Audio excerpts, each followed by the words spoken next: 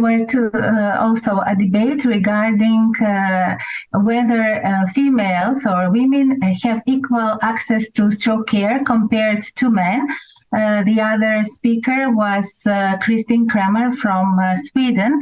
And basically, yes, unfortunately, we have shown that female do get lower access to stroke care compared to men, not only because I think mostly because of some cultural differences. That was basically shown during these debates, because when they come to the hospital, then they would get equal access to mechanical thrombectomy or intravenous thrombolysis compared to men, regardless of their gender. However, due to some cultural differences or circumstances in certain countries, still women have less access to stroke care compared to men.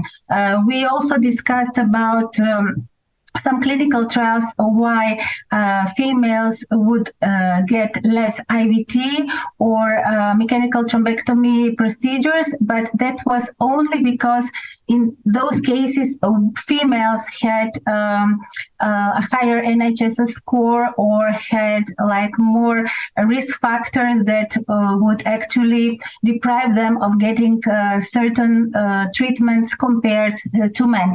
And we unfortunately are still aware of certain specific risk factors for stroke that are only specific for women compared to men. And that is certain presence of endogenous hormone imbalance, also treatment with oral contraceptives. We would also have to mention the period of pregnancy and puerperium, where there are certain hormonal changes, also some cardiovascular changes in the circulation system that prone women to have more strokes during this period of their life.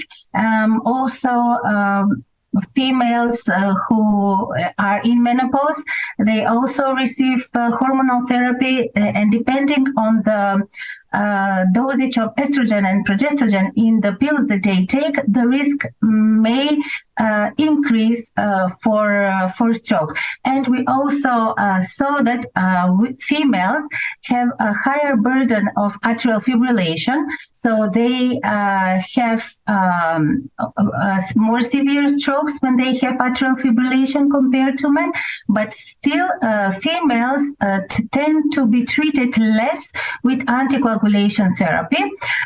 And they have less ablation procedures for atrial fibrillation. That is one thing. The second thing is that females tend to have poorly treated dyslipidemia, so they receive less statins.